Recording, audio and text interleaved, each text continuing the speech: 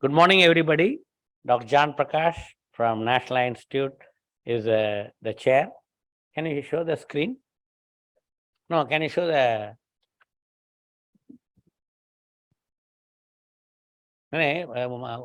Masurkar, can you come and sit with there for 2 minutes and you have to see what is going on in the...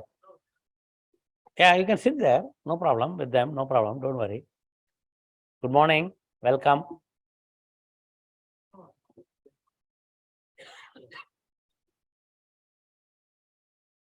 Or you come here, John. By the time they would you're delaying, come here. You can. The slide is here. Now everybody can see the slide. Now you can see. But again, I think it's a small screen. You can use the microphone. Can you show Dr. John the video? No, I think this is fine. Yeah, no. They have to see you in the screen. Yeah, you can start. It's already 9. Good morning. Good morning. Good morning. I'm John Prakash. I'm the director for the international office at National Eye Institute at National Institutes of Health. On behalf of Professor Dr. Natarajan in India and all the colleagues here in India, including Dr. Umang Mathur and Dr. People like Rajwardhan Azad and all the Southern SARC Academy of Ophthalmology folks who supported, plus Dr. Natarajan's entire team. And then special thanks to Dr. Sundareshan, who is right here next to me, from Arvind Eyecare System, Arvind Research Institute in Madurai. So locally, we would like to welcome you first. Locally, we would like to, from India, we would want to really extend our heartiest congratulations to the executives, the team of Global Eye Genetics Consortium, Dr. Takeshi Iwata, Dr. Natarajan, Dr. Paul Baird, and Dr. Calvin Pang. Please turn it off. This phone keeps ringing, so obviously very active time in India. So one of the things that, as you all know, I'm very informal. What I tell you is coming straight from, the reality that I see. And I was, Dr. Sundareshan and I were talking this morning. The most active community, eye research community, literally comes from not only the US, but India, China, Japan. And clearly what I've seen in the last few days here is an amazing amount of research. And that is really the motivation for us, the global scientists, to really work with each other. It is not only that India has one of the largest number of blindness, but it is the motivation that what we get from seeing the research community and ophthalmologist community who are working tirelessly. Last night, we were up until about almost midnight. A large number of ophthalmologist community actually got together in Mumbai. And the kind of information they provided, the kind of discussion, informal discussions that went on, is just that, really teaches all of us that, there's so much work we need to do. So let me quickly start extending my great appreciation to the organizing team, the Maharashtra Ophthalmological Society, the India Chapter of Global Eye Genetics Consortium, and most importantly, the adityajyot hospital team that has actually put this together. So we obviously going to focus on the global partnership to advance research into the genetics of eye diseases and all the research programs that are being carried out in our collaboration. And as most of you know, that about 10 years ago, almost, can't believe that, the National Eye Institute in the US, that National Institutes of Health work very closely with the National Institute of Sensory Organs in Japan. And we entered into agreement to collaborate, support vision research, and it led to the creation of Asian Eye Genetics Consortium, not too far from here in Colombo, Sri Lanka, and then in Delhi. And then it evolved into the Global Eye Genetics Consortium with members in about close to 30 plus countries and over 200 members. So we literally have the, a global community working together. This is the first international Congress. We're going to highlight the achievements, and we are also going to highlight and openly share information and look for ways where we can actually move forward together, actually. As most of you know that, since the world has shut down and we could not do it at NIH, so I especially thank Professor Natarajan for taking this effort to make it happen here. And the goal is not to have, 500 people or 5,000 people in this conference. The goal is to get up and get going. So we really wanted to just stand up. We have all fallen down. We have all been shut down because of pandemic, but the human spirit is here, and we wanted to wake up and started to walk together. Right, Dr. Sundaresan? Exactly. Yeah. So we are up, we are awake, we are together, and we are walking again. And very soon, the entire team, I know most of you, many of you are actually online, but very soon we'll all be together. We have started. We are up. And this morning from my hotel room, I saw a beautiful sunrise at the Arabian Ocean. Literally, I woke up with that and I said, this is really, we are up and moving again. So congratulations to all of you. It is bringing us together, not only people from India, but US, Japan, China, Australia, Netherlands, Brazil, and many other parts of the world. We are all awake, working together, and we have started. And the song is we have just begun. So this is where we actually inaugurate and start and let the conference begin. Thank you very much, Dr. Natarajan. I turn it over to you, sir. Yeah, thank you, John. Can I have my slide? Thank you, John. And I think the first talk is mine, ophthalmic genetics in India, 9 to 9:15. So we'll have 9:15, Dr. Michael Chiang, Director, National Eye Institute, giving the welcome note. And 9:30 is Dr. Takeshi Iwata. So in exactly 9:30, I will give the mic to you. And 9:45, Dr. Jan Prakash. And then 10 o'clock, Dr. Umang Mathur is already online. And 10:15, Dr. Professor I.C. Verma.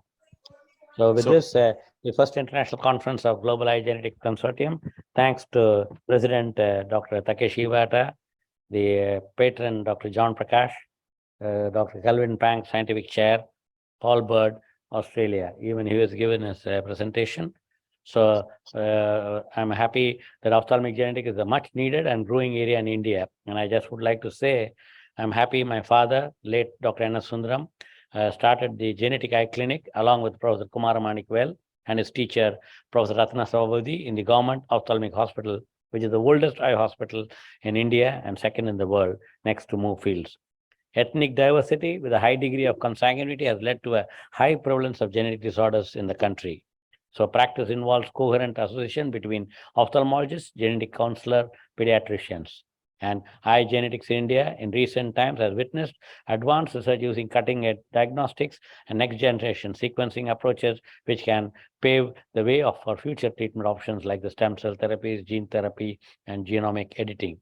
So we had this adityajyot Professor Dr. N.S. Sundaram Genetic Eye Clinic, one of the director at that time, Dr. Mr. Sushil Juvarajka, an industrialist, and Dr. Professor Lahane, that time the Dean and Professor of Ophthalmology, JJ.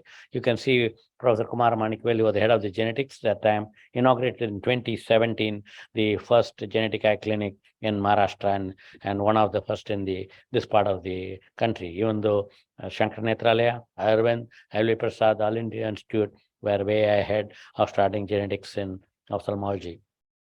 And this is the Dr. Lahane giving a talk. Along with that, we have Dr. Kumar Manikvel and Siddhita, who also done the GEGC fellowship with Dr. Takeshi. And that's a group photograph taken in January 2017. January 19th is my father's birthday. So with BARAC, the Government of India, Department of Biotechnology, we are also starting a clinical registry for inherited retinal degeneration. Thanks to Government of India for all the support, where we already have a clinical registry going on with 6 institutes, and adityajyot Hospital is the only private where government is doing a public-private partnership. Why do you need to do tests for genetic ophthalmic disorder? Genetic ophthalmic disorder include a large number of ocular pathology which have autosomal dominant, autosomal recessive, or excellent inheritance pattern, or complex traits with polygenic and environmental components. And I remember reading Arnold Sarsby's textbook. He said ophthalmology is the playground for genetics, and that is way back. And that book is written in 1950s. The presence of a particular ocular sign of a specific system disease is often the deciding factor in confirming the diagnosis of that disease. For example, dislocated eye lens confirms Marfan syndrome. Characteristic red spot in the eye is associated with Tay-Sachs disease. Blue sclera suggests osteogenesis imperfecta, and aniridia indicates with Weger syndrome. And additionally, most of the ocular genetic disorders like coloboma, retinitis pigmentosa, and glaucoma show systemic as well as non-systemic manifestation.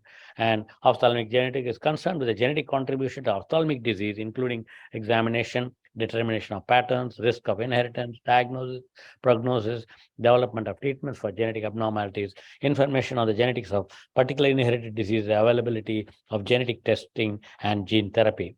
An examination of retinal dystrophy patient, detailed history, detailed family history, comprehensive ophthalmic evaluation, genetic counseling, consent, and collection of blood sample, central and peripheral fundus examination with dilatation, OCT, contrast sensitivity, glare testing, visually evoked potential, ERG, EOG, color vision testing. With all this, you do the phenotype, and then you use genetic diagnosis, and then have the they have the re-diagnose it along with the genetics, and that's what we learned from Dr. Takeshi, who's creating a database. Right now, it's for Japan Eye Genetic Consortium, and I hope we will start using the same platform for India too. And a diagnosis of a genetically transmitted condition, and the pedigree charting, where Dr. Fielding from National Institute came along with Professor Kumar Manikvel, and also from Narayana Nethralaya, and many, including Dr. Sundaresan, and I should say Professor Kumar Manikvel and Dr. Sundaresan were very instrumental in starting the genetics clinic and genetic lab in our Kamala Sundaram Foundation, earlier known as the adityajyot Foundation for Twinkling Little Eyes. And recognition of familial inheritance pattern, genetic prognostication, and in summary, vision loss from inherited retinal disease is a debilitating condition. And genotyping is the key to developing possible gene-based therapies. And I'm repeating for the clinicians here, but most of them may not be a clinician scientist like me, where we don't use the lab. So for them, I want to say that you do a diagnosis. One is a clinical diagnosis. Then you do all the testing, including red-free, color photograph, ERG, EOG, and many, whatever required. And then you do a phenotype. And then you have to do a genetic testing, and then do a genotype and re-diagnose, because many times the foveal reflex is dull, and they will say it may be, we don't know the cause, but it could be a cone rod dystrophy. But just looking at the fundus, you may not be able to know what it is. So you have to do the test, both the phenotype and genotype. And that's what we want to create a platform using this Global Eye Genetic Consortium for India. And many gene therapies under the pipeline, ray of hope for patients. And I always quote Charles Keepens. He says, never say never again to a patient. Give him hope, but not a false hope. And recombinant AAV and lentivirus can be engineered specifically as a vector. And the main target for ocular gene therapy involves the retinal pigment epithelium or photoreceptors. And that's why people like me and Dr. Kayla Lahiri will use this technology, because it is the most common method to deliver viral vectors to these cells includes intravitreal injection, but doesn't work that well. So subretinal injection, that means you do extraordinary vitreoretinal surgery and then access the subretinal space or the suprachoroidal space to place this gene therapy. And there's a work going on using robotic surgery by my friend Dr. Fanny in Belgium. I'm going to watch that in the next week when I go for the Belgium Ophthalmic Society. I thank Dr. Jaydeep, Afros, and Samir, who have helped me to make this presentation. And we have a bibliography to go through. So I'm leaving it for a second. And I think exactly it's 9:15. Can we play Dr. Michael Chang, the director of NEI, and I request John to introduce Michael Chang. So thank you, Professor Dr. Natarajan. Really appreciate your insight into, and it's amazing that what is going on in India and how you are leading the opportunity, one of the leaders. So great to have. And as you know, the guiding light and the dedication of this conference, this is the first time I've come back to Mumbai. And it was quite an emotional. I did not get the blessings of Achi in person, but as you know, Professor Natarajan's grandmother, Achi, has been a guiding light. So we certainly not only dedicate this symposium to her, but she has really given us a tremendous energy and hope to move forward. So with that, then I would like to actually move on with the program, and it is a great honor for me to introduce Dr. Michael Chang, who is the director of National Eye Institute. Is very supportive of our effort, as all the folks know. His work, his elegant work that he's done, but it is he is just fully supportive of all the things that we do. And as a global leader, he's provided his welcome message. So we'd like to play this as we begin this program. So Dr. Michael Chang's video. Thank you. Well, hello to all of you. I'm Michael Chang. I'm director of the National Eye Institute. And I'd like to congratulate you for holding the first Global Eye Genetics Consortium International Conference in Mumbai. This consortium dates back to 2014, when we at the National Eye Institute signed a collaborative research agreement with the National Institute of Sensory Organs and the National Hospital Organization Tokyo Medical Center to work jointly on genetic eye disease in Asia. And this was signed by Drs. Paul Sieving and Dr. Yozo Miyake. And since then, there have been investigators from over 30 countries who've participated in the Global Eye Genetics Consortium. Now, the GEGC is something that we at the National Eye Institute are very proud of because it represents collaboration across different countries. There are so many benefits of this collaboration across nations. Now, of course, Asia is one of the most densely populated regions in the world, and studying genetics in different populations helps us better understand the full diversity of genetic findings and eventually what are the implications for the diagnosis and treatment of genetic eye disease. And of course, there are going to be incredible opportunities to use, to develop, and to popularize standards for representing clinical findings and genetic findings and data in databases and in electronic health record systems that are going to benefit our entire community when everybody speaks the same language to represent data electronically. So I'm glad that there are a number of people from the National Eye Institute who are going to be speaking here today. There's Dr. Santa Tumminia, there's Gary Getz, and there's Dr. Rob Huffnagel, and of course there's Dr. John Prakash, who's well known to many of you, who's there in person. And finally, I want to thank a number of people who've done the actual work of putting this all together.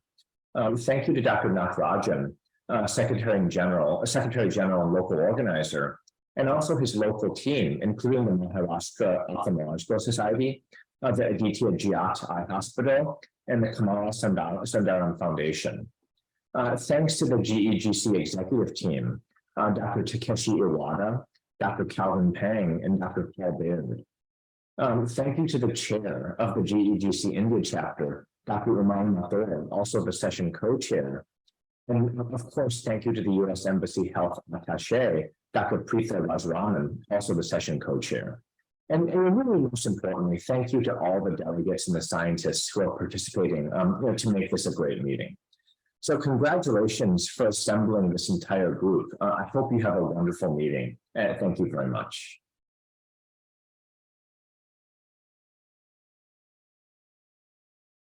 Well, hello to all of you. I'm Michael Chang. I'm director of the National Eye Institute, and I'd like to congratulate you for holding the first.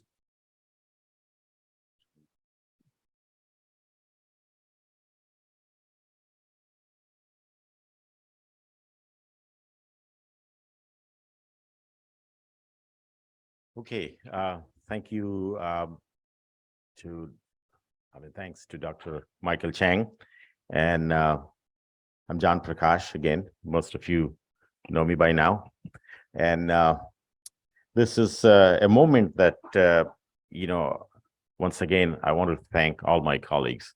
And we have, most importantly, the audience, especially the next generation, the scientists who are actually excited that we have and supported this program.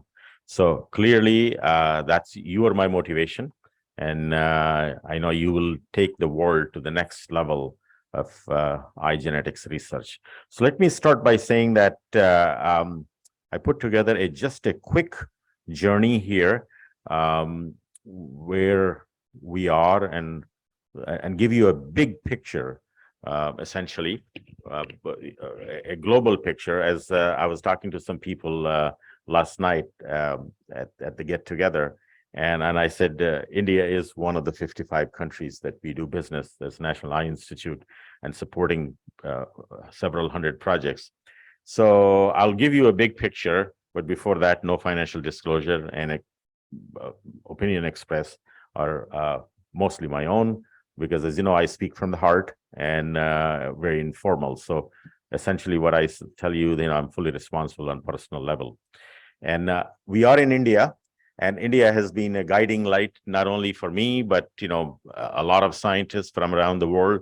And one of the things that speaking to some of my colleagues, and I learned that, several thousand years ago, as you can see in the scriptures, actually says, Sarve Indriyanam Nayanam Pradhanam is the 5 sense organs. Their eyes are the most important.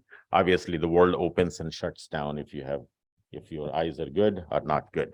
So eyes have been the focus. India has provided so much knowledge in eye research in the past, in the present, and we look forward to the next generation who are sitting in the audience to really work with us and move forward and continue the tradition. So global blindness, as you know, India has a huge part of it. Out of a few billion people, a huge presence right here in India. It's evident, you could see that. And in addition, the Southeast Asian countries have a huge burden. And we already talked about the motivation that, everyone is working together here, and the enthusiasm that I see to work towards solving the global blindness issue is just commendable. Strong interest. And of course, I have to talk about the US-India relationship, which is the 2 largest and most active eye research communities. So mutual interest in research and training. Once again, this is Dr. Michael Chang's picture here, and Dr. Santa Tuminia, director and deputy director. But I wanted you to know that, I just wanted you to be aware that we have, as the National Eye Institute, we have released a new strategic plan, the first one in 10 years. And essentially here, the traditional areas of eye research, eye diseases, are actually being put together along with the cross-cutting areas. And this is where I want you to pay your attention to. The very first one is the genetics of eye diseases. So obviously we understand and we know and we see clearly that this area is going to be is our focus. Biology of neuroscience, immune systems, regenerative medicine, and data science, individual quality of life, along with public health and disparities research. So this is how actually we are looking at the world. And I would like you to actually go on NEI website to really look at, if you have interest in looking at where the world is moving, this will give you a clue. Just very quickly, NIH, what we do at the National Eye Institute is one of the 27 institutes under NIH umbrella. And bulk of our activities fall into 3 categories. First one is a research program, which is close to about 85% of activity, 85% of our budget. Training programs, which is a big portion, and a large number of next generation scientists have been trained. I'm proud to call my co-chair here, Dr. Sundaresan, as one of the alumni of distinguished alumnus of National Eye Institute. He's right here, right next to me. And then many other projects from time to time, such as in this current, this crisis of COVID pandemic, NIH has played very important and key role. So we are challenged with from time to time, and we come in to work on this issues that affects the entire global population, along with the US population, of course. Research program, a big portion is our extramural research, the money that goes out and supports research all over the US and all over the world in collaborations that we put together. Intramural research, the work we do in our own laboratories, and in training, the long-term training and short-term training. And I'll tell you, some things about it, what we do and what we've been doing.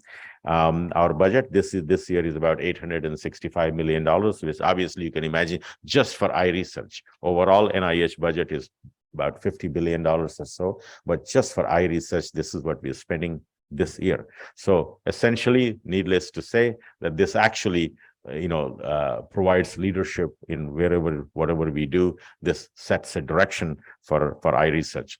So as you can see here, this is the NIH acting director calling that 14,000 collaborations through extramural research involving over 150 countries. So this is clearly the overall depth of and breadth of NIH research.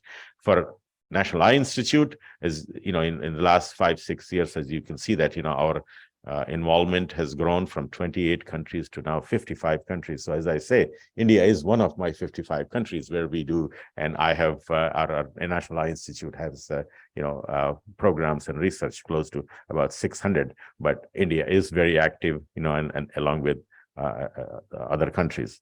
So here is the global distribution of NIH research. As you can see, if some of you have seen these slides in the last couple of days, I presented this in Delhi at the SARC Academy of Ophthalmology meeting. But clearly, India is one of the countries where we have quite a few collaborations. So these are obviously other countries where we work together. There are many models how we put together research collaborations, especially with India. We have a US Indo program, which is a parallel funded program along with the government of India, but there are several private organizations who are working with the US collaborators, and certainly Arvind is one of them. So we have those sort of collaborations, LV Prasad and the Shroff Eye Hospital. So these are and Shankar Netralaya, of course, there are several key collaborators that we have. And along with India, we have many other countries where we do any eye funded research. In terms of genetics, close to about 40% of our awards are in 38% are in the area of genetics. And those are various different kinds of collaborations with working with US investigators and direct to foreign institutions and so on. So in terms of training, we are very active. And there are many countries in Southeast Asia and many countries in South America and so on, actively working with us on several programs. On the right-hand side, you see that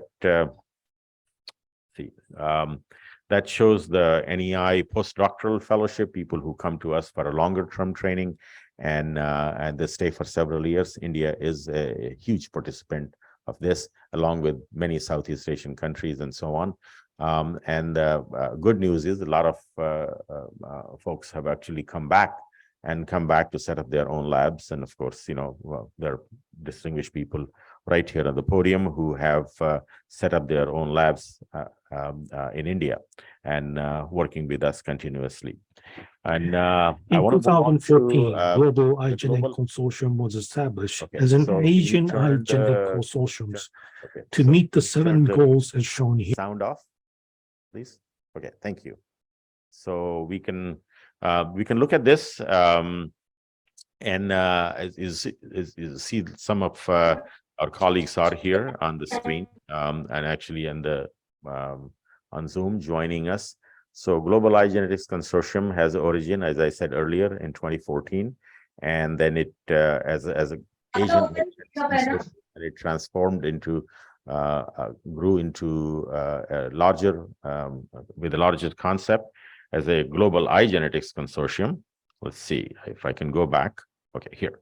So Dr. Takeshi Iwata, who is the current president and providing the leadership to all of us he's at Tokyo Medical Center, and I'm glad Dr. Iwata, you're joining. And Dr. Paul Baird, he's in Australia, in Melbourne, Australia, currently vice president, is a constant source of ideas and energy, works with us very closely with the entire team. Dr. Natarajan, as you know, he needs no introduction. Padma Shri Dr. Natarajan is the Secretary General, founding Secretary General, and this entire program is being put together by him and his team. So let's give a big round of applause to Dr. Natarajan and his team. Thank you, Dr. Natarajan, and the entire team who is sitting here. So, and Dr. Calvin Pang, who is the scientific chair. Unfortunately, last 2.5 years, as you know, most of us have not been able to travel. And now I'm glad that we are up and running, and we look forward to a larger contribution and active contribution from entire team here.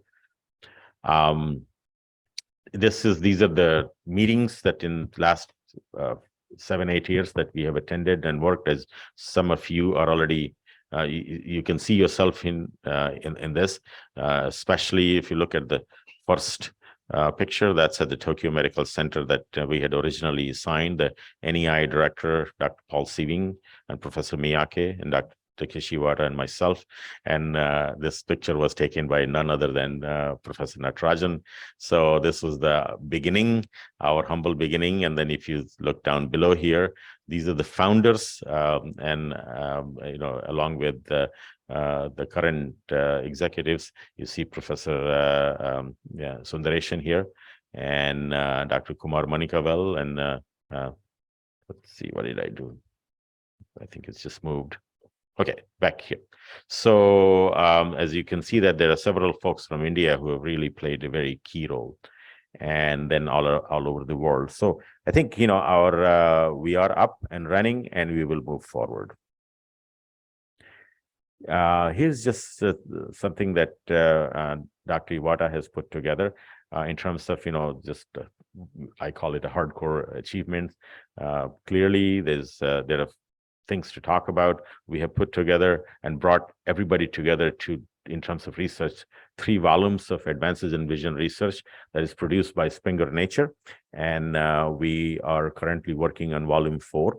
And this is, again, the moving forward into, there's a discussion about having a journal of GEGC. So essentially 3 volumes are out in last 6 years. So these 3 volumes have brought together close to 200 plus senior authors, and then let's say total about 300 plus authors, co-authors, along with 105 chapters, where we have brought all the discussions and current work. And so you'll be hearing about many of these things here in this conference. In addition, we have worked very closely on a genotype database, GenEye. You'll hear about that. And then you'll hear about all other accomplishments in different parts of the world. So that'll be great. And we look forward to adding to the knowledge and bringing everybody together so that we can all work together. The boundaries don't exist in our mind. The boundary, we all are facing the same issues, same challenges. So with that, then I want to just give you some of these specific grants and research. There are some people who asked me this morning. So these are some of the ideas. And there's one is, of course, the UO1, open to foreign institutions. Any foreign PI can submit an application. If you have any question, I'll be available throughout this conference, and you can talk to me about the Indo-US collaboration that's been going on for the last 10, 12, 15 years. And we are moving forward, progressing. Last week was grant submission date, November 8th. And then the next submission date will be in November of 2023. So then in addition, there are training grants. I have put together some email addresses. You can take a picture, you can record it. or you could just talk to me. I'll give you all the details who you want to get in touch.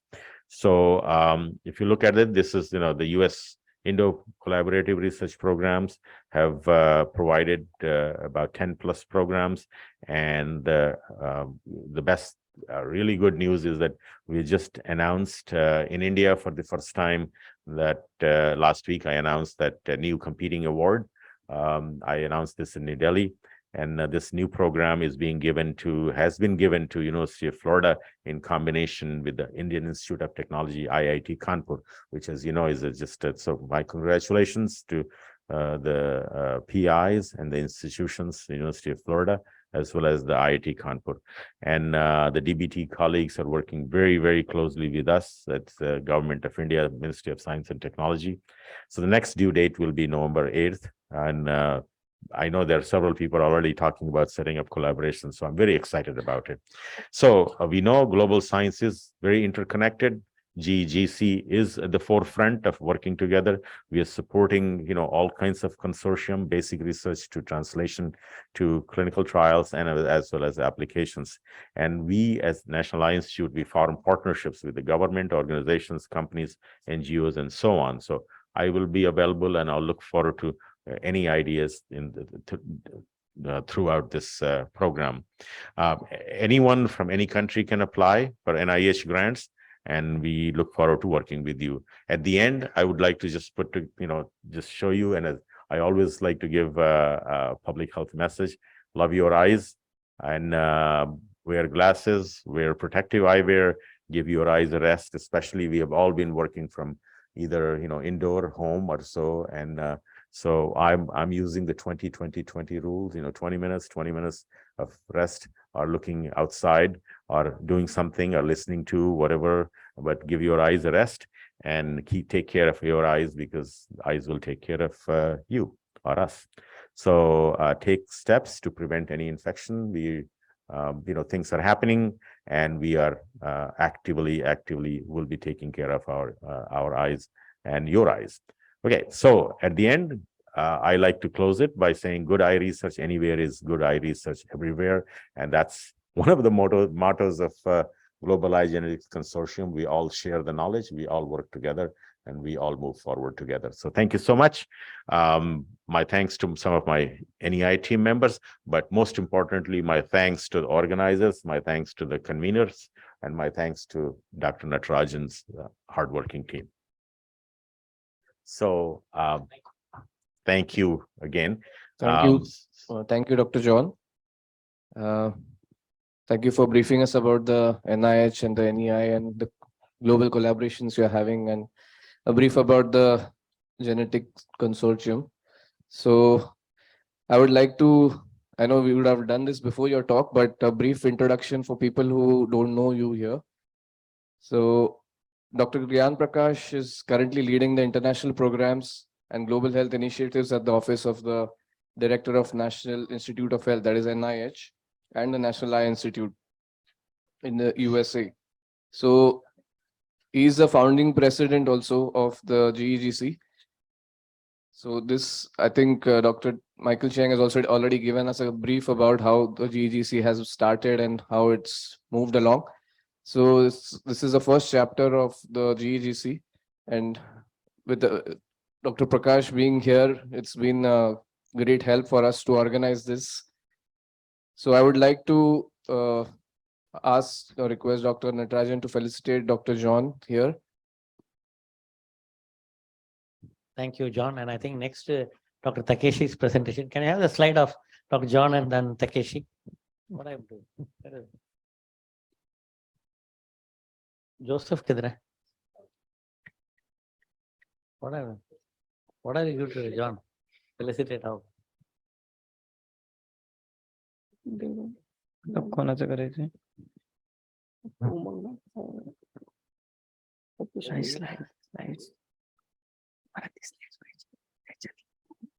डॉक्टरने दिली ना ती John सरांची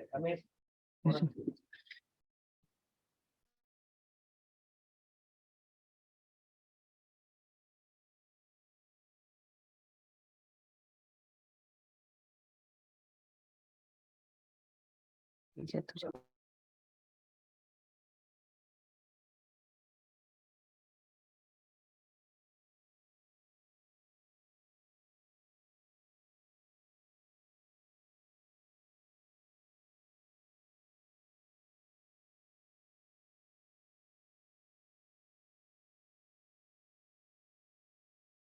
his team. And I accept this on behalf of Dr. Takeshi Iwata, who is unfortunately not here, as you know, but he is very much watching us. He's with us. He's the next speaker. He's the next speaker. And I accept this on behalf of the president of Global Eye Genetics Consortium. So And I can you have, promise to you, when he comes to United States, or when I see him next time, I will deliver it to him personally. All right. So this is for Dr. Iwata, and I've actually for the entire GEC Yes. executives. So thank you, Dr. Natarajan, on behalf of Dr. Iwata, Dr. Paul Baird, and Dr. Calvin Pang. Thank you.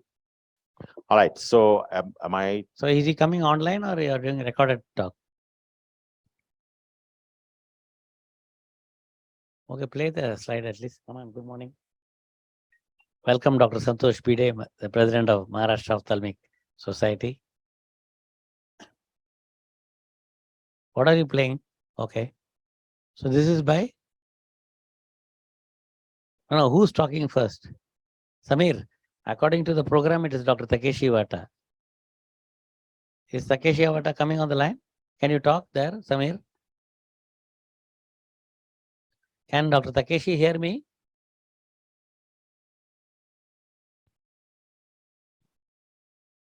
Yes, I can hear you. Good morning.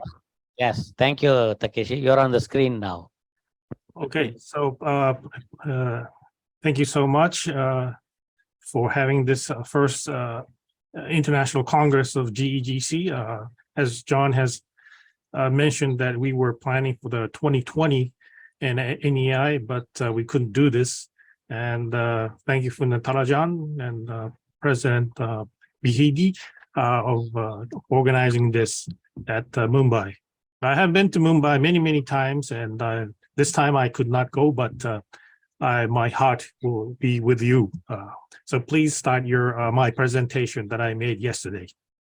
Yes, it's there. And thank you, Takeshi. Good morning to you, Can you have the screen? Yes. called in Mumbai. My name is Takeshi Iwata, president of GEGC, recording my talk in Tokyo, Japan. I would like to first thank the program chair, Professor Natarajan, and the president of Maharashtra Ophthalmological Society, Dr. Bidi, and the officers to host the first International Congress of GEGC. This is the biggest meeting we have conducted and the first hybrid meeting at this scale. So thank you very much. Make it bigger, the screen for the presentation. So today I'd like to talk about some of the scientific outcomes recently came from Japanese Eye Genetic Consortium and from the past Asian Eye Genetic Consortium and the latest Global Eye Genetic Consortium on inherited eye diseases. And later of the talk, I would like to talk about the current status of GEGC and some of the future plans. So I have been working on the inherited retinal disease since 1988, when I was a postdoc at the National Eye Institute at the lab where the first gene for gyrate atrophy was identified. The gene was called ornithine aminotransferase. Ever since the first gene, the number of genes discovered increases, and now it's up to 270 genes. So in 2010, we discovered the disease gene responsible for occult macular dystrophy, which was identified by our director, Yozo Miyake, at that time. This led us to a great funding from the Ministry of Health, Labor, and Welfare of Japan. So in 2011, we established the Japan Eye Genetic Consortium with the institute as shown in this left part, covering the inherited retinal diseases, inherited optic neuropathy, and inherited glaucoma. Now on the right, you can see the diseases we have collected. And this was summarized in the recent publication in Human Mutations in 2022. And here, this is the paper that was published just a month ago. So we have sequenced about 2,500 from 1,200 pedigrees. And the result was that 430 pedigrees were solved. which was only 36% of the total pedigrees that we have sequenced, which is extremely small compared to the European detection rate, which was like 70% or so, which means that Japan still lacks a lot of information on which type of disease is involved with these inherited retinal diseases. So here you can see the retinitis pigmentosa results, the recessive, the dominant, and the X-linked. You can see that only 36% is solved, and here are the genes that are responsible for this disease. And 20% is partially solved, which means that one allele is solved, but the other alleles is still unknown. And 43% is completely unsolved. And we're currently doing a whole genome sequence since 2020 to solve this part of the pie. And the similar situation can be seen in macular dystrophy. However, for retinoschisis, the gene RS1 covers 90% of the patients. And also for OVG disease, the gene SAG covers 82%. So here's another discovery from the Japan Eye Genetics Consortium, recently published in JCI. This is the direct evidence about the epigenetics involved with normal tension glaucoma.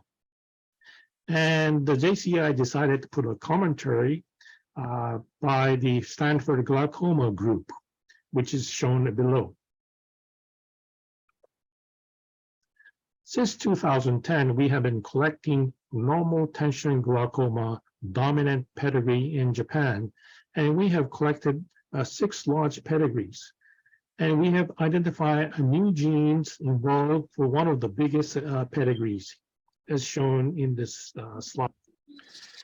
Through these all exome sequences, we identify a mutation in exon 2 in the gene METTL23. Since this mutation was highly conserved within the species, we thought only a single mutations, a substitution of the amino acid, will cause the diseases. When we developed the iPS cells and tried the splicing transcriptions in these cells, we found that if you have a normal sequence, you will have only 2 splice variants. However, if you have a mutation, addition to this 2, you'll have a mutation with the intron, part of the introns in this transcript, or you will skip exon 2 and 3, going from exon 1 to 4, which leads to a much smaller protein with no function. We also made a knock-in and knockout mice to see their phenotypes. So we had made a heterozygous knock-in mice, the homozygous knock-in mice, the heterozygous knockout mice, and homozygous knockout mice. As you can see, all the mice weight is the same, and the intraocular pressure is almost the same. However, for the mutant mice, after 2 months after birth, they start to see a retinal ganglion cell death and also degradation of optic fiber nerves. And functionally, this was confirmed by ERG of these mice. In addition to the mutation found in exon 2, we also identify a 2 base deletion variant, almost specific to the Japanese populations. When we conducted the analysis, we saw that this deletion was highly associated with among the normal tension glaucoma patients, giving an odd ratio of 2.4, which is extremely high as a genetic variant for glaucoma. When you put this exon 2 and the flanking sequence into the mini-gene cassette, if you have a normal sequence, it will give you a size of this 300 base pairs, while if you have a mutation in exon 2, you'll be deleted less than 200 base pairs. But if you have a 2 base deletions, he will split up to 2, which means that he will give half of the patients with normal size, while the half of the patients will have half the size. So this will be not a Mendelian, but it will be a risk factor to develop a normal tension glaucoma. So what does METTL23 do? METTL23 codes the methyltransferase-like 23 proteins. We all know that the opening of the chromatin is very important to regulate the transcription of genes. These opening of the chromatin can be regulated by acetylation, methylation, and phosphorylations of nucleosomes, mainly the histones. Nucleosomes consist of H2A, H2B, H3, and H4. METTL23 demethylates the histone 3 arginine 17 amino acid. So here's the proof of the methylation in these mice. So if you have a wild type mice, you'll see the methylation of the histone 3 arginine 17. But if you have a homozygous knock-in or homozygous knockout, you will not see this band. We have already identified 2 genes that are directly influenced by these mutations that will lead to the glaucoma. But I think we will eventually find more genes, and these genes will be very important how the retinal ganglion cells are maintained in the retina. Here is the work that has been done through the Asia Eye Genetics Consortium.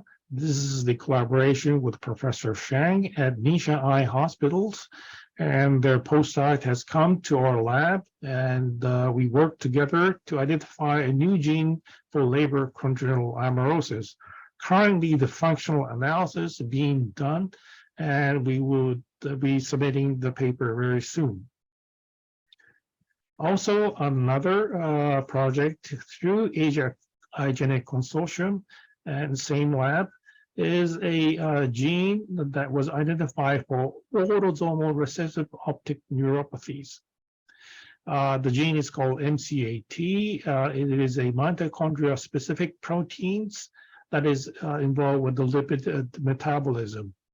So both the CCT2 and MCAT is the first type of these diseases to be found, identified in Asia. So we are very proud of this collaboration, and this became the cover of the Human Molecular Genetics in 2020.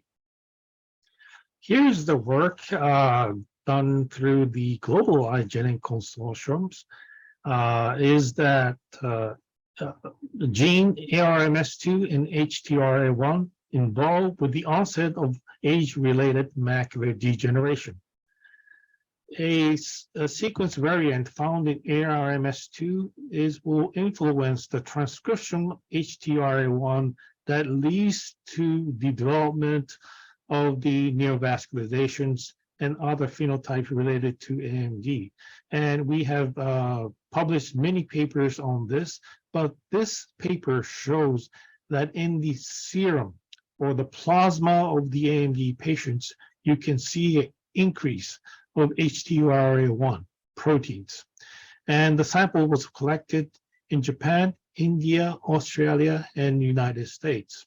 And we think that this HTRA1 is increased not only in the retina, but also in other areas that because this protein is a secreted protein, it will reach the retina from other organs. Now, I'd like to talk about the current situation in GEGC and the future plans. I think you have already heard from Dr. Prakash and Dr. Natarajan about the history of GEGC. We are currently targeting mainly the low-income and mid-income countries in Asia Pacific, Middle East, Africa, Central and South America. We usually start from networking, small collaboration, publication, and try to submit research grants. So since 2014, we have been actively traveling to Asia to identify people who will be working on eye genetics. In 2018, we were transformed to GEGC to recruit more people around the world. In 2020, we were planning to go for the first time to Africa and to South America to directly meet with people in this region. But because of the COVID, we were not able to go. Fortunately, the ICER 2020 be postponed to 2024. And also, there'll be a ICER 2023 in Gold Coast, Australia. And we would like to have a GEGC session at these meetings. Also, this year in 2022, most of our GEC member was not present at ARVO. However, for the next year's ARVO in New Orleans, I expect to have annual meetings. In ARVO 2024, and also we would like to celebrate the 10th anniversary of GEGC. Since 2018, Dr. Prakash and myself have been editing a book from Springer Nature called Advances in Vision Research. We have already published volume 1 to 3, containing a total of 105 chapters. And also we're working on the volume 4, adding another 30 chapters. We have also created a phenotype genotype database called the GenEye, which has been used in Japan and surrounding countries and some countries in South America. Recently, I was told from the president of Tokyo Medical Center to move this database into a cloud for the security reasons. I thought that this may be a very good opportunity for Global Eye Genetics Consortium because we can copy this systems for other countries without creating infrastructures of the database. Here are the location of our GEG executive members. As you can see, many of them are located in the Asia-Pacific region. However, to fully operate as a Global Eye Genetics Consortium, we would like to recruit more people from regions outside of these regions. I have found that there is already a consortium running for the African Eye Genetics Consortium, Pan American RD Consortium, Israel Consortium for Genetic of Inherited Retinal Dystrophies, and many other consortiums in Europe and United States. We should communicate with these consortiums to become a full global consortiums.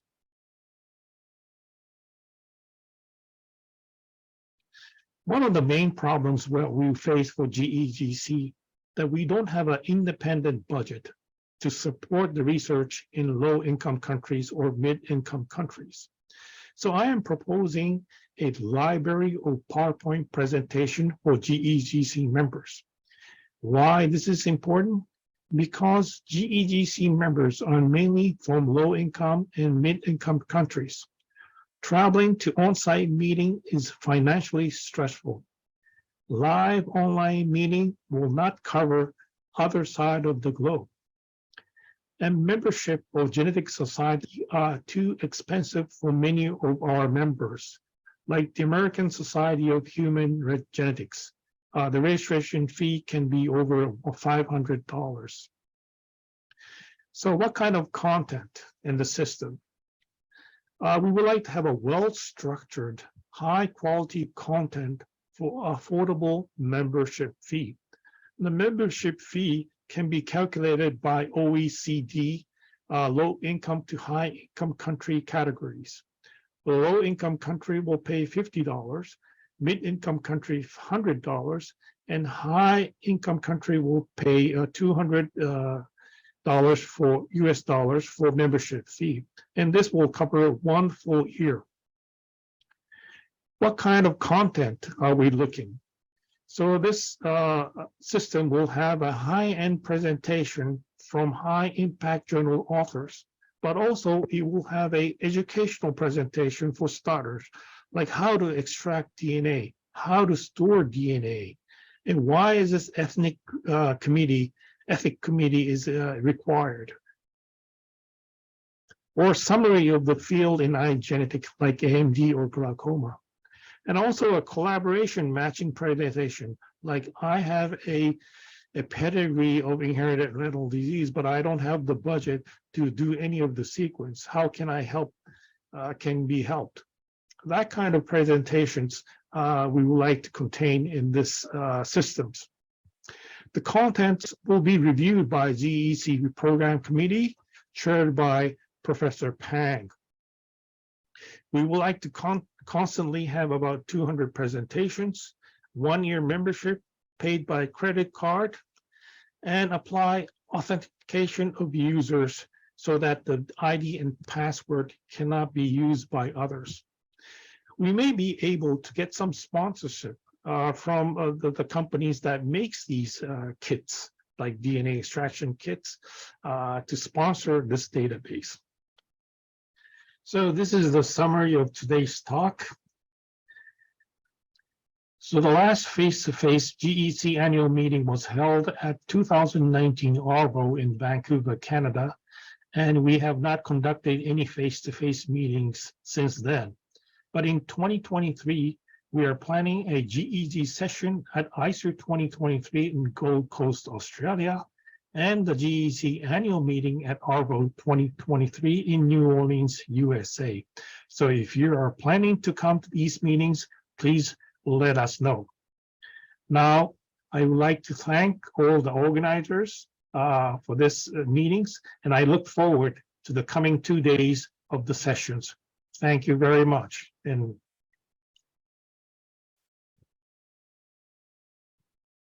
Thank you, Takeshi. In the meantime, Dr. Jaideep, can you introduce your colleague? And I think Umang is ready. Is Umang online? Dr. Umang?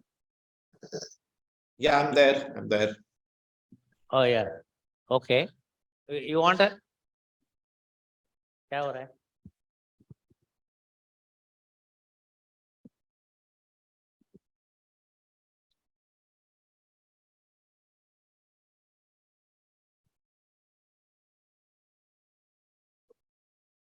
क्या हो रहा है? नहीं, क्या problem? आप करो ना. Okay. Dr. Umang, you are on the screen now. Can you introduce Dr. Umang and your colleague? Yeah, I will just introduce. I think Dr. In the Rita meantime, is we just want to thank Takeshi. Already we have given the memento to the GEGC through Dr. John. right. Takeshi, we heard your talk, and I think the last 3 slides are homework for Secretary General. That's me. And I think we also have to have a treasurer to collect money. Right now, I think President and can do the collection. We'll all start collecting the money. But anyhow, we'll discuss that in the executive. So Takeshi, you want to say anything else? We are presenting well. no, this is in the planning, but I had a think wonderful GEGC meeting, Yeah, yeah. part 1. Takeshi was talking. Hey, Zoom I on. just want to say that this is in the planning, but we would like to get your opinions and get this by next ARVO. Right. Yeah, we should have a GEG session in RO2. And I think probably all of us sitting here have we have to make the Global Eye Genetics presence in ICER, which I am there, and John is there in Australia. Thank you, Takeshi. And we have the Indian chapter, Dr. Umang Mathur is here. Jaideep, can you ask her to say Yeah, introduce so yourself? we have Dr. Riya Ratna here, who is a colleague of Dr. Umang Mathur. I would request her to introduce Dr. Umang before he starts his talk. Hi, good morning all. It's a pleasure to introduce Dr. Umang Mathur. He's the Executive Director at Dr. Shroff's Charity Eye Hospital in New Delhi. He has been associated with the institution for over 20 years and has contributed to the turnaround of the hospital. Besides his expertise in cornea, cataract, and LASIK surgery, he has interest in community ophthalmology and developing human eye resources for eye care. And he has performed cataract surgery for the former President of India, Dr. APJ Abdul Kalam. And he founded the eye bank at SEH, which is now among the leading eye banks in North India. He has also had several publications in peer-reviewed journals. He's an active member of Project Prakash and NIH-NEI-funded research projects with Brain and Cognitive Sciences Department of MIT, USA. and that is responsible for studying development of vision in the brain. We welcome you, sir, and we look forward to your talk. Over to you, Umang. So we have Dr. Sundaresan, Dr. John, Jaydeep, and Rita in the stage. Umang? Thank you. Thank you. I'm sorry I'm not there physically. Got stuck up here. So my presentation, I think, is already loaded, so we can start with that. Okay. So Umang, you are not excused. I'm not taking your whatever your fine you are paying me. You have to publicly give me. Okay, will do.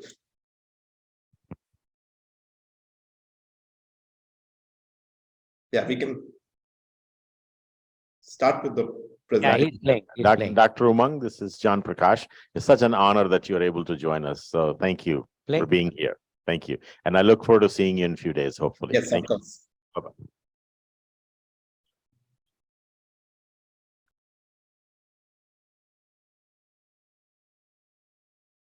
Good morning. I'm sorry that I'm unable to be there at the meeting physically. I congratulate Dr. Natarajan and Dr. Gyan Prakash for organizing the first GEGC International Conference. Good morning. About 2.5 years ago, we had a wonderful GEGC meeting, part 1 in Delhi and the part 2 in Mumbai. Little did we know that in a few days after the meeting, the world would change with the pandemic.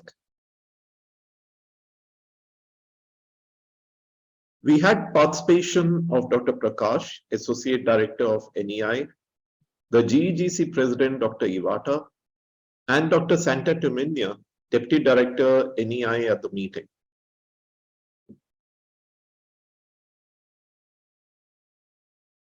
A couple of years back, on a drive to Amritsar with Dr. Prakash, Dr. Prakash and I were discussing on how to build partnerships and include community-based organizations in India to participate in research activities. We've had great success stories from India in tackling blindness in the community. Can we take the advantage of large populations to better understanding of disease?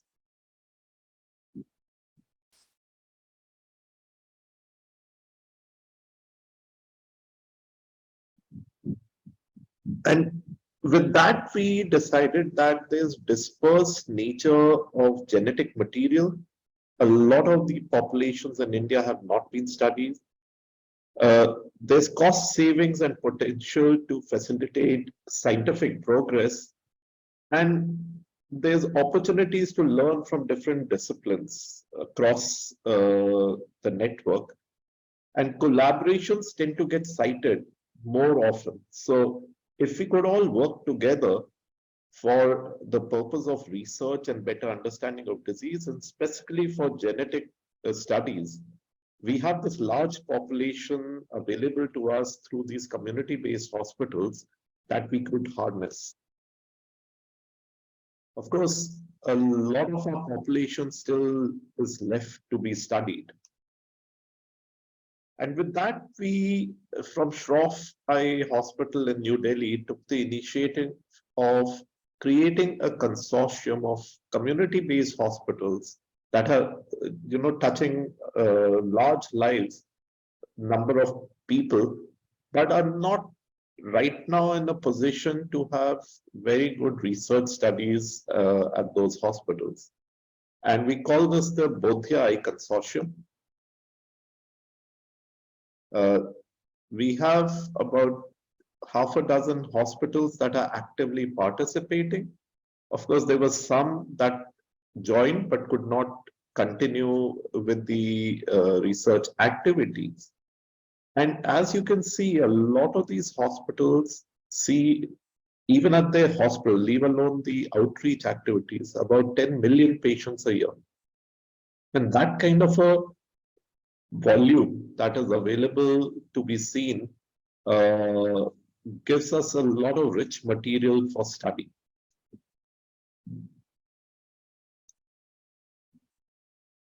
So we've created subgroups. There are subgroups in cornea, public health, pediatrics, cataract, oculoplasty, retina, and glaucoma.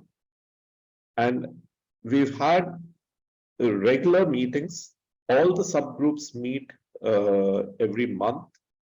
They have all decided on who's going to be the convener. We've put some coordinators at each hospital to piece this all together. Pandemic gave us another opportunity where all of us have learned to work virtually.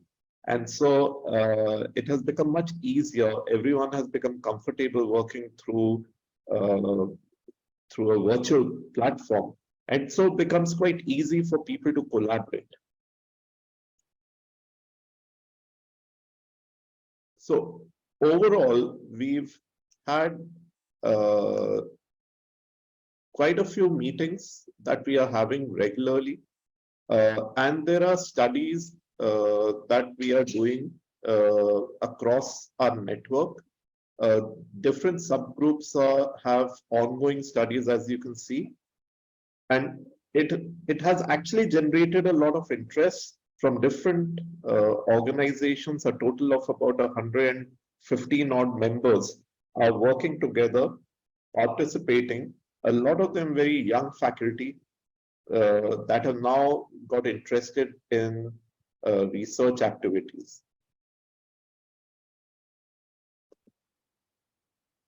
We've had success in publications. Dr. Shelja Tibrewala, who's here with you at the meeting, wrote the first paper of the consortium on MAC disorders, which is the microphthalmos and ophthalmos and coloboma. You can see the power of this group, that a rare disease as microphthalmos, in 1 year's time, the group had 532 patients. This is the largest series that has got published, and this is only 1 year's data. We've been doing some work on in all the subgroups, and publications are coming out, right from public health to cornea to pediatrics and oculoplasty.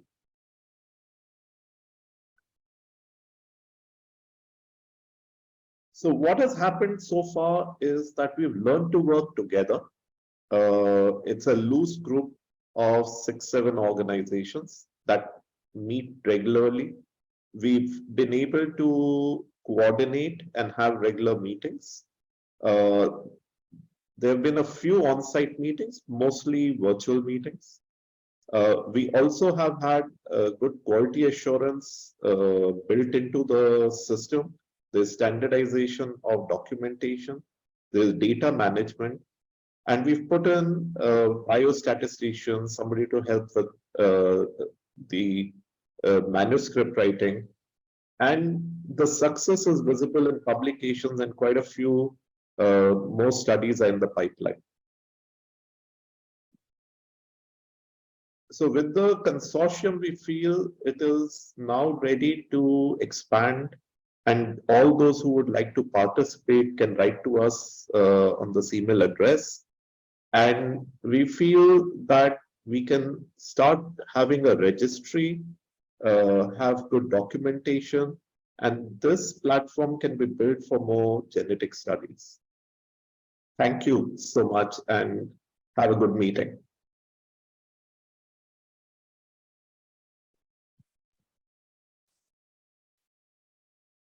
Thank you. Can you all hear me?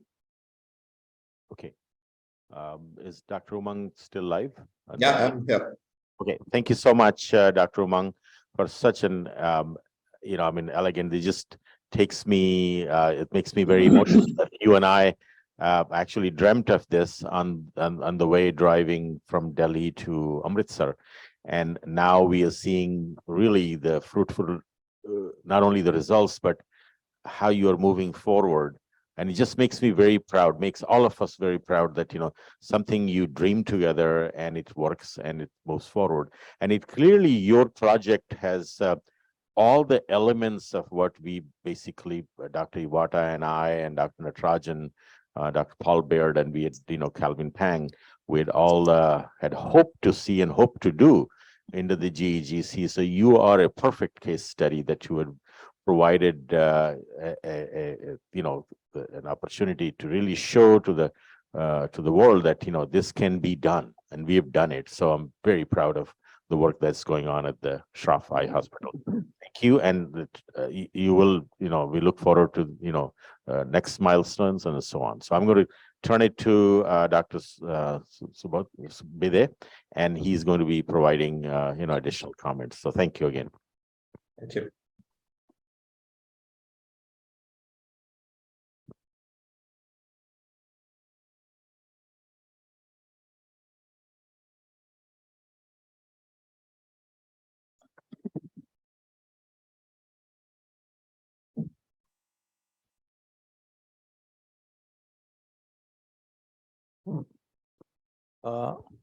Hello, good morning, Dr. Umang. Thank you, Dr. John, for giving me opportunity to ask Dr. Umang. I'm Dr. Santosh Bide, President of Maharashtra Ophthalmological Society.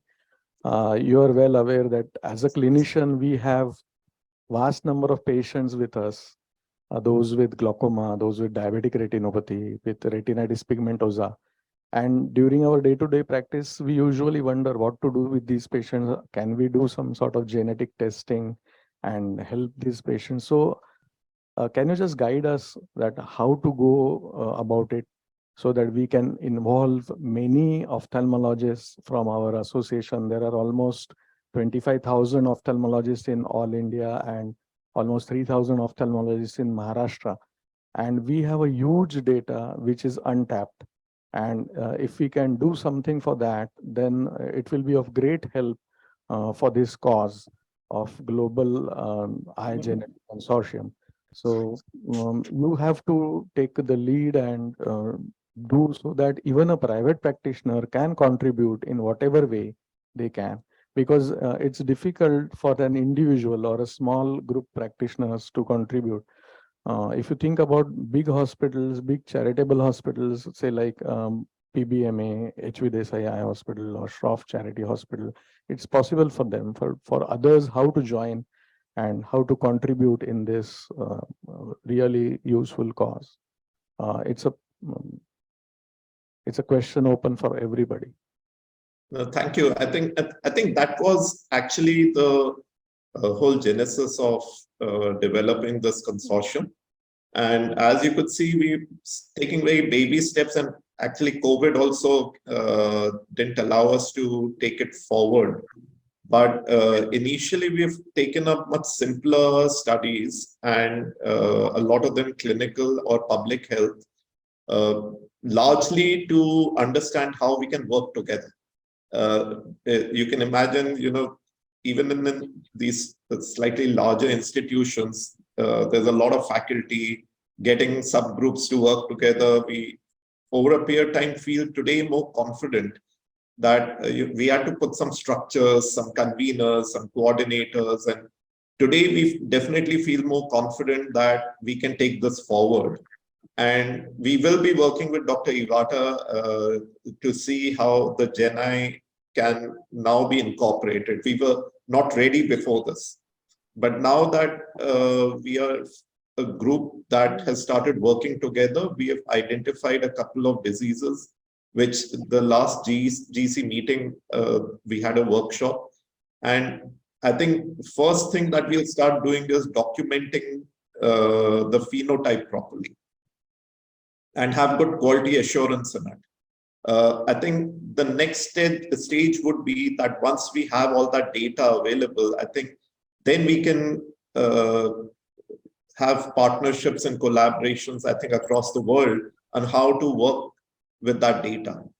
But you're absolutely right. I think this forum is not just restricted to institutions. We'll be happy to have anybody interested and can work, and it could be even disease-based.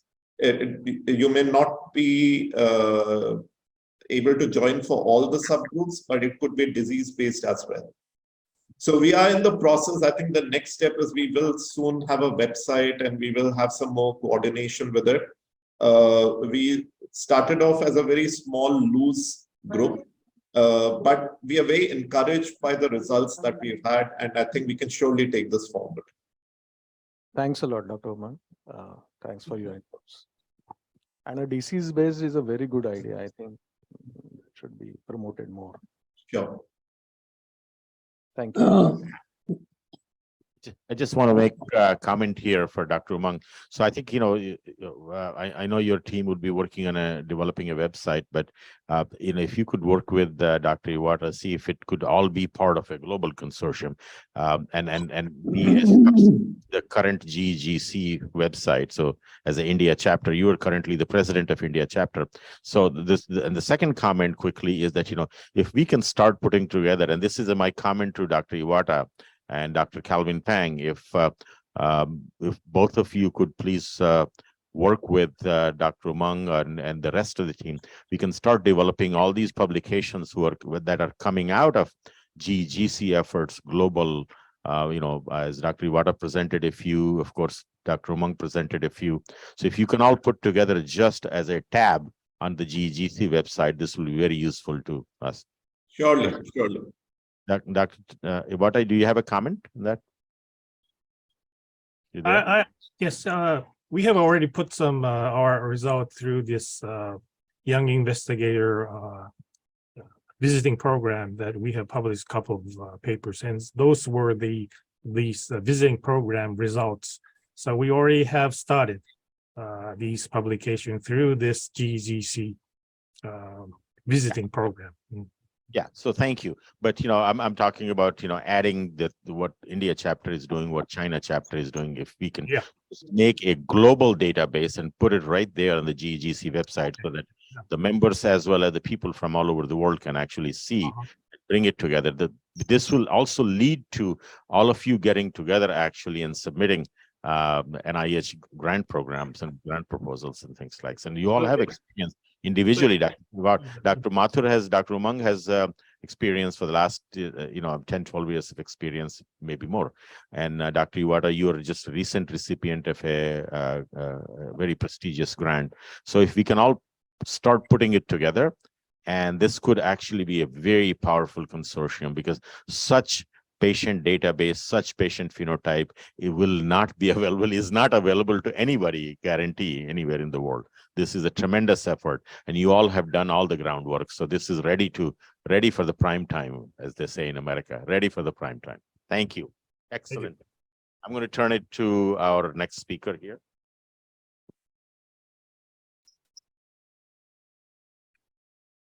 Thank you, Dr. Mathur. So the last talk of this session will be by Dr. I.C. Verma, and I'd like to introduce him. He's currently the head of Department of Genetic Medicine at Sir Gangaram Hospital in New Delhi. He was earlier the professor of pediatrics and genetics at All India Institute of Medical Sciences, New Delhi, and has received genetics training in the UK, US, and Switzerland. He's a fellow of the Royal College of Physicians, London, and the American Academy of Pediatrics and the National Academy of Medical Sciences, New Delhi. He has received a number of national awards, the Ranbaxy Science Award, the ICMR Award, the National Academy of Medical Sciences Award, and the BC Roy Award, National Award. He is a member and the vice chairman of the Ethics Committee of the International Human Genome Organization, and serves as the advisor in the genetics to the WHO in Geneva, as well as Roche Genetics in Switzerland. So I would like to invite Dr. I.C. Verma to give his talk. Well, thank you very much. I would like to begin by thanking the organizers for giving me this opportunity to speak on albinism.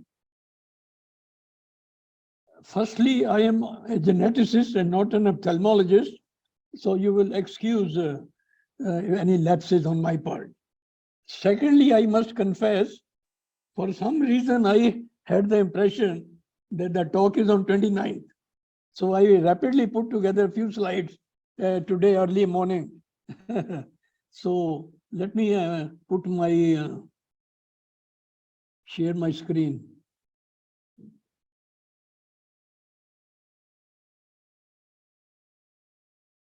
Can you allow me to share the screen, please?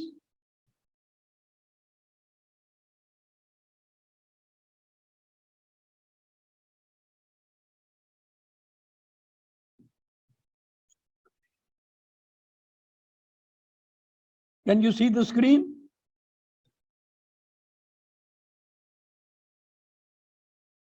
Yes, we can. You can see it, okay. So what I am be talking, okay, just a minute. So is the albinism, as a geneticist, we see many patients, but primarily they come to us really for prenatal diagnosis, because they are worried if their next child will be affected. So as a geneticist, we see a whole gamut of diseases in the eye. But I just took up albinism because we have made some contributions in the study, and currently the way genetics is moving, that there is a likelihood of developing therapies for these disorders. So albinism, of course, not only in the humans, but it's all in the animal kingdom. And as Charles Schreiber said, nothing in medicine makes sense without biology, and nothing in biology makes sense in the except considered in the context of evolution. So what I will be talking briefly is a little bit of biochemistry. Although I know we can drive a car without knowing how the engine works, but it is good to understand a little bit of biochemistry. Then a little bit of epidemiology, of work that has been done in India, and then the classifications are there, and some molecular studies and the therapeutic implications. So the tyrosine is the key amino acid for the formation of melanin. So if you look on the top, okay, I'll leave it. So look on the top, you have the tyrosine, and the tyrosinase enzyme converting tyrosine to dopa, and then dopa to dopamine. And then you have two on the right side. This goes on to the pheomelanin, which is the yellow type, and on the left side you have the regular melanin. So I will not go deeper into this. And the OCA1, which is the tyrosinase enzyme defect, is there on the top. So we did a study funded by the Department of Atomic Energy, because they always used to ask me some data on the frequency of genetic disorders like Down syndrome. So I told them, why don't you fund a study? So we had a 3-center study in Bombay, Baroda, and Delhi. And we studied 94,000 newborns. And we found that 7 of them had albinism. Of course, they were all sort of white skin and white hair. And so looks, they were probably like tyrosinase 1, but the type 1, but I cannot be 100% sure. So on this, you'll get a frequency of the disease of 1 in 13,500, which is high as compared to the rest of the world. And based on this, we carried out a carrier frequency of the gene. I think, sorry for this, the carrier frequency here, it should be a population frequency. The carrier frequency, this is the prevalence. Carrier frequency comes to 1 in 58. So 1 in 58 people in India, at least in this study from 3 centers, showed were carrying a gene for albinism. So here is the prevalence of albinism in the world. Some data collected from published literature. In the world, if you take all types, it says is 1 in 10,000 to 20,000. In the USA, in the Caucasians, it is 1 in 18,000, all types. But if you take OCA1, it is 1 in 28,000. In the American Indians, because they sort of a smaller community marrying each other in the same community, the incidence is 1 in 227, very high. In one tribe called the Hopi and the Zini. In South Africa, the incidence 1 in 39,000, which is predominantly OCA2. And in Tanzania, it's 1 in 429, higher. much higher. In India, as I mentioned, there are in fact two studies. One is ours, which gave a frequency of 1 in 13,500. And there is one study by Dr. Notani and Dr. Sangvi, much earlier.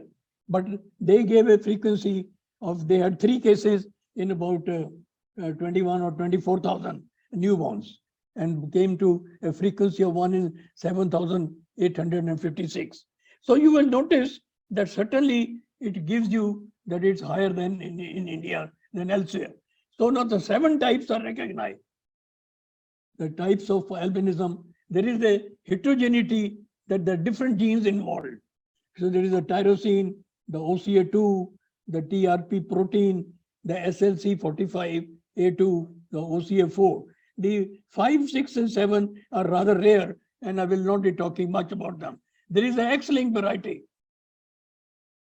The X-linked variety, I have been looking for it, and but we have found only 2 cases. I think maybe 3 cases, and only 1 agreed to do the gene study. So the tyrosine gene, very interestingly, we found in 71 individuals. Totally, we studied, I think, about 125 patients. So we found there were particular mutation called the R278X. X stands for stop codon. That means the message here, the amino acid chain says that stop making protein. So this is very important that 71 individuals had a homozygous for this. That means because each one of us has 2 alleles, one from the father and one from the mother. So here both the alleles were carrying this mutation, while 44 individuals were carrying this mutation R278X in 1 allele, and in the second allele it was another one. So the point is to emphasize that this is a very predominant mutation all over India. In our population in North India, because our patients we get are also from all over India, although more from North India. The other mutations, we did find 15 individuals who were carrying mutations in the OCA2 gene. And in the OCA3, there were 2 individuals, and there's a GPR 14143 is the X-linked one, but we found 1 who agreed to get the mutation. The SLC also has been described in a number of patients in India, and Dr. Kunal Roy and his colleagues in Bengal, they think about 10% of the OCS cases in Bengal, they are due to SLC45A2. This is the predominant mutation in the Japanese. And we found that 4 patients in Punjab, they also carried a mutation in this gene. So just to give you a few examples to flavor of what we see, as I said, mostly they have a child who is affected and they come for the next because they do not want another child to be affected. I think in India, there is a burden, there is a socio-economic burden of this disease, which we cannot ignore. So here was the child, actually, I think if the hair and the skin are absolutely white, then it is mostly the tyrosinase enzyme deficiency. So I will not go into further details. Clinically, you all know the features. So we identified the mutation, the affected child, and which is important. Unless we know the mutation, we cannot offer them a prenatal. I know the Chinese, very early on, about 2 decades ago, they were just looking into the fetus by a fetoscope. But I think it gave a lot of wrong results. So you have to find the mutation in the affected child. So the molecular study they showed was a common mutation, the Indian population, the R278X. And on this basis, we were able to give them a prenatal diagnosis. The fetus was normal. So this we used to amplify the DNA and cut with the restriction enzymes. And you find here that the restriction enzyme you give this mutation, while the CVS did not have this band, which means they were normal. So here was another case, affected child, and they came for the next pregnancy. And this hair had some color here. And even the iris was not as translucent. So the molecular studies, this change in the tyrosine gene was negative, while the P gene was also negative. And it is this was the OCA3A1. And a paper was published and we found this in fact had the same homozygous IL400P mutation, which seems to be common around the world. And this is the third case I'm just showing briefly, is from Bengal.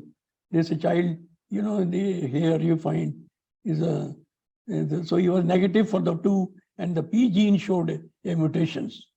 And so this was the OCA.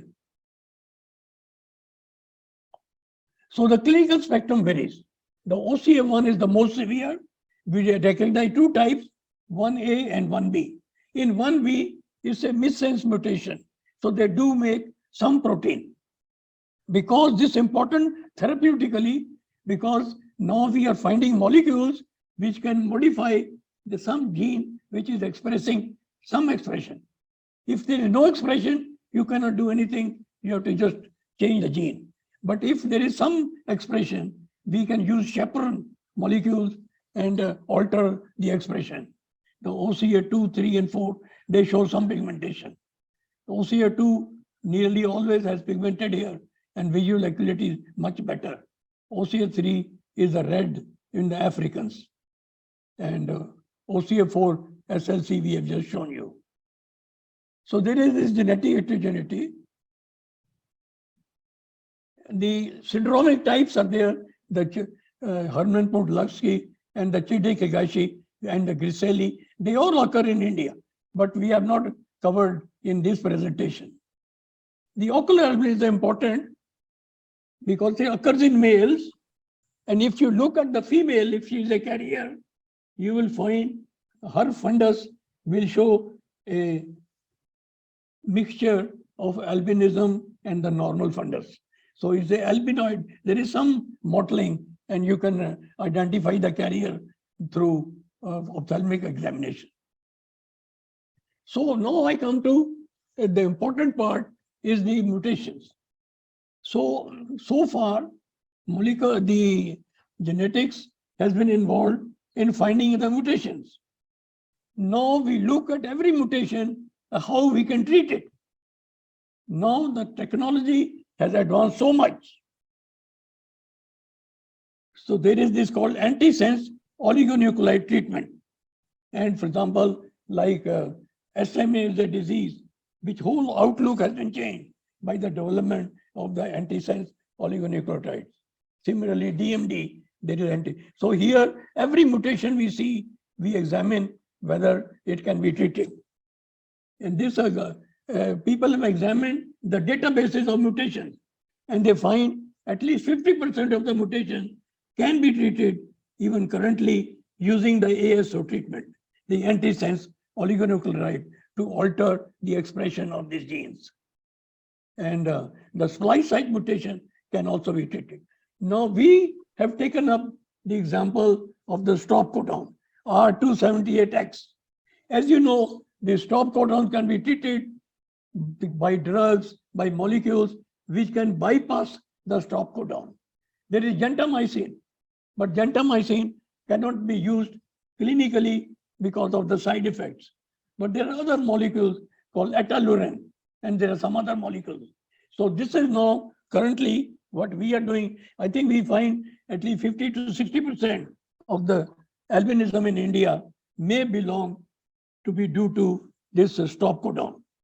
And if it is there, we are now embarking on an experiment and have obtained some funding to try to bypass these stop codons. And so first we'll be using gentamicin in the hair bulbs and in the fibroblasts. And if it works, then we may try on patients. I may tell you that there is a drug called nitisinone, which is used for treating tyrosinemia. Now, if you give nitisinone, it raises the tyrosine level in the blood. And six or eight patients with albinism have been given small doses of nitisinone, and they developed color in the skin and in the hair.